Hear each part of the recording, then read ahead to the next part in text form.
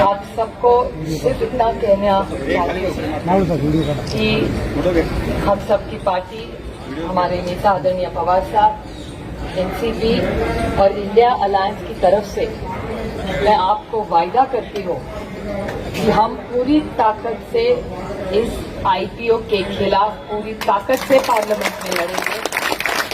और कुछ चीजें मैं पहले ही साफ करना चाहती हूँ कि काफी प्राइवेटाइजेशन हम जब सरकार में थे तभी हमने की, लेकिन वन साइज फिट्स ऑल नहीं होती। एक तो प्राइवेटाइजेशन कब की जाती है या ये चीजों में बदलाव मैनेजमेंट का कब लाया जाता है, जब यूनिट लॉस मेकिंग हो, तो भी मैं मान सकती हूँ।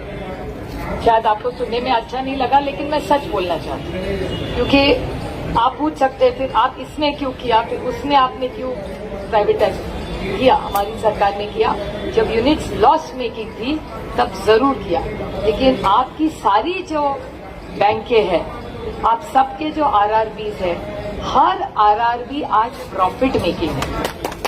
तो आप इतने मेहनत से आप सब ने ये सब खड़ा किया है। और ना एक पुरानी कहावत है, महिला ना हमेशा कोई हीरा या सोना लेना चाहती है, लेकिन घर में जो बुजुर्ग होते हैं वो क्या कहते हैं, चांदी लो या सोना लो, ये हीरे वीरे में पैसे मत डालना, ऐसी मेरी दादी कहती थी, क्योंकि उनको पता है कि चांदी में और सोने में रीसेल वैल्यू है।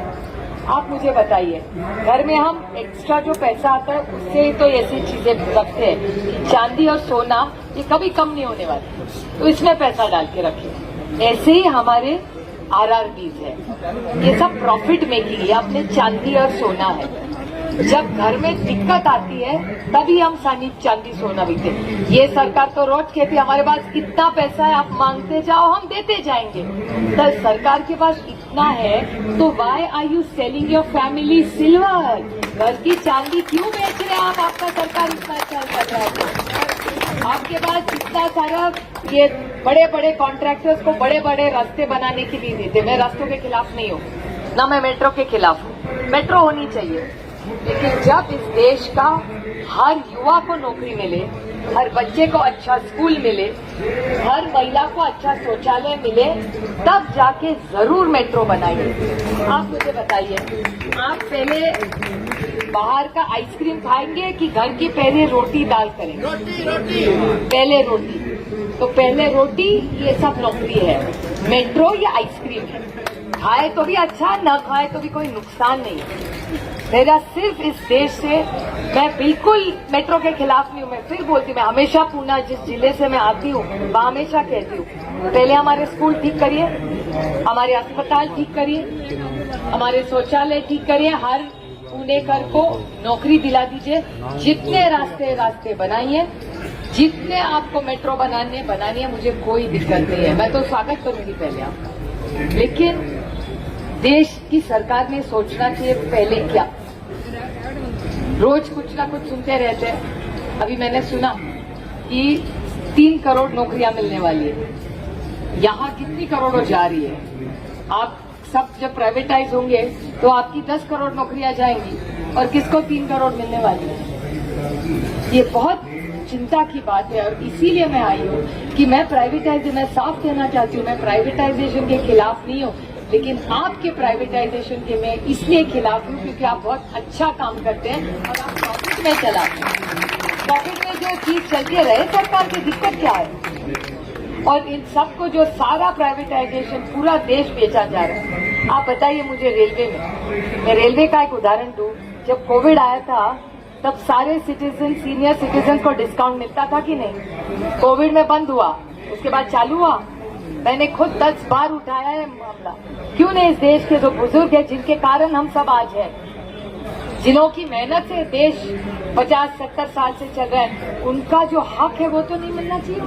वो आप ले लेंगे। ईपीएस 95 के बारे में देश में, हर राज्य में, हर क्षेत्र में, हर जिले में अब मांग है।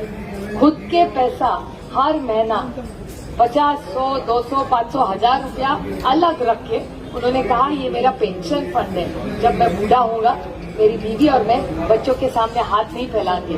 जब हमारे नाता नाती कुछ मांगेंगे तो हमारे मेहनत के पैसे से हम उनको घुमाने लेके जाएंगे, आइसक्रीम खिलाएंगे, एक किताब लेके जाएंगे। क्या हुआ इसका EPS 95 का मुझे अभी भी याद है। अरुण जेटली जी भले बीजेपी के हो लेकिन हमारे सबसे नेता रहे, बहुत अच्छे पार्लियामेंट्री थे।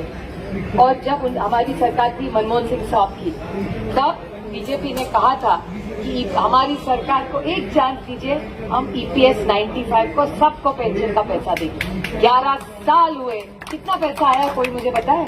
यहाँ कोई होंगे ना आपके रिश्तेदार EPS 95 रोज मिलते, बेचारे लोग बूढ़े कैप पहन के, T-शर्ट पहन के EPS 95 का लेके यहाँ भी बैठे थे इसी जंतर मंतर। और कितना 500, 300, 1000 रुपया भी नहीं मिलता और उनको मिलना चाहिए 7,000, 10,000, 15,000। उनका पैसा है, वो गया कहाँ? वो उन्होंने सरकार को दिया था ना। और टैक्स वाला पैसा है, वो वाला कैश वाला नहीं है। और बताइए मुझे, कैश वाला, कैश के भी अलग ही है। डीमोनेटाइजेशन सबको लगा कि डीमोनेटाइजेशन काला धन निकल जाएगा। क्या हो गया डीमोनेटाइजेशन के बाद? खत्म हो गया।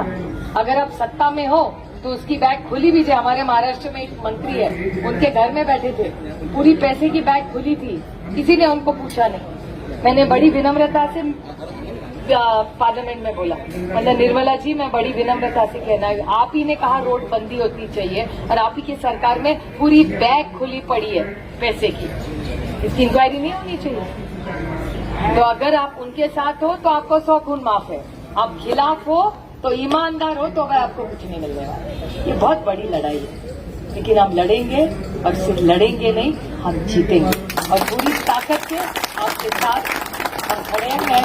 देवीदास सिंगापुरकर जी ये बहुत सबसे पीछे रहते हैं लेकिन काम में सबसे आगे, इतना बार 200 बार फोन करे, आ रहे। तो मुझे भी मजा लगता है कि आदमी का डेडिकेशन देखो। मैं पहले कह रही थी उनको, नहीं आज हमारी अलायंस की मीटिंग है, 2 मिनट आ जाइए, 1.5 मिनट आ जाइए।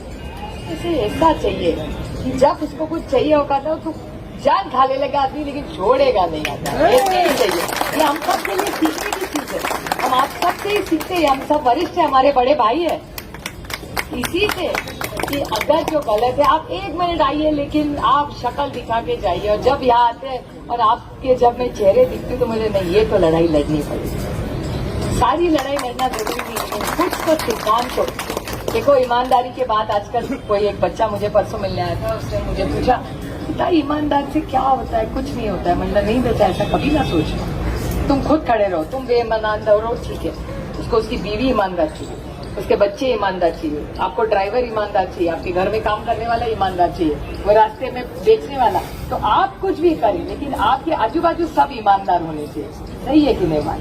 मैं कुछ भी कर लूं लेकिन मैंने जाके मेरा ड्राइवर चोर निकला, ईमानदार होना चाहिए। अरे क्यों? मैं कुछ भी करूँ, ड्राइवर कुछ भी करे, 20 रुपया भी निकाले तो अपने देखो 20 रुपया किधर गया मेरा, उसका जान खा ले। सही है कि नहीं? तो ईमानदारी बहुत मायने रखती है। और अभी आप बिल्कुल चिंता ना करें, आप बहुत टैक्स पे ईमानदार इस देश के लोग हैं। ये देश सिर्फ ईमानदार लोगों के कारण ही चल रहा है। थोड़ी लड़ाई होगी कोई बात नहीं, लेकिन लड़ेंगे और जीतेंगे। और हम बीजेपी को वोट बोलेंगे कि आप ही बोलिए, आप ही उनके वोटर है ना। ऐसा तो नहीं है कि सागे सबने अलायंस को ही वोट दिया है, वो भी रिप्रेजेंटेटिव है, उन्होंने भी कहना चाहिए।